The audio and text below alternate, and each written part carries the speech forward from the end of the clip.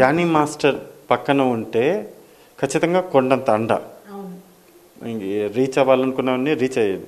కానీ Johnny master కాదనుకొని వెళ్ళిపోయిందంటే మరి ఇంతకంటే పెద్ద కొండ ఏదైనా దొరికిందా? 100%. ఇప్పుడు ఆ కొండ మీదనే కేసు పెట్టింది, రేపు ఇంకో కొండ ఉంది కదా దాని మీదే కేసు పెడుతుంది. ఆ కొండలు ఎవరైనా పేర్లు అడగను నేను మిమ్మల్ని. అసలు నాకు వాళ్ళ పేర్లు వద్దు ఏమొద్దు. వాళ్ళు ఎవరు, వాళ్ళ పేర్లు చెప్పకుండా చెప్పండి. నాకు తెలిసి మన ఇండస్ట్రీలో వాళ్ళే ఎవరో సపోర్ట్ చేస్తున్నారు.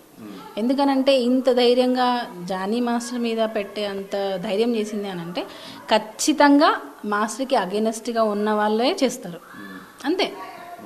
పొలిటికల్ పార్టీకి సంబంధించి జనసేన పార్టీ, సో అది ఓపెన్ సీక్రెట్, జనసేన పార్టీకి వెళ్ళారు, ప్రచారం చేశారు.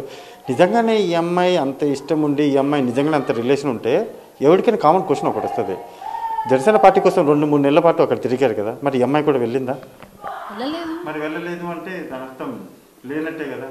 మరి ఈ అమ్మాయి ఎందుకని ఆఫ్టర్ ఎలక్షన్స్ రిజల్ట్స్ తర్వాత ఇక్కడికి వచ్చి ఇలా ప్రచారం చేసి ఇలా కేసు పెట్టేంత వరకు వెళ్ళింది అంటే అక్కడ లేదు, ఇక్కడ ఇంట్లో గొడవ జరిగింది, సో అక్కడికి వెళ్ళలేదు, ఇంట్లో గొడవలు జరిగినాయి, గొడవల కారణం కూడా అమ్మాయి అయింది. ఈ మధ్య కాలంలో ఆ అమ్మాయికి సపోర్ట్గా వాళ్ళ మదర్ కాకుండా ఏదన్నా కొంత అనుమాన వ్యక్తులు కానీ ఏమన్నా మీకు ఏమన్నా? ఆ అమ్మాయికి సపోర్ట్గా సుకుమార్ సార్ ఉన్నారు. సుకుమార్ సార్ ఆ అమ్మాయికి అంటే ఒకలాంటి ప్రొటెక్షన్ ఇచ్చారు. ఏది సాంగ్స్ గురించి నేనున్నాను, నేను నీకు సాంగ్ ఇస్తాను అని చెప్పి ఆ అమ్మాయికి కొరియోగ్రాఫర్గా అవకాశం ఇచ్చారు. బన్నీ సార్, సుకుమార్ సార్, ఇది అందరికీ తెలిసింది, ఇచ్చారు ఆ అమ్మాయికి.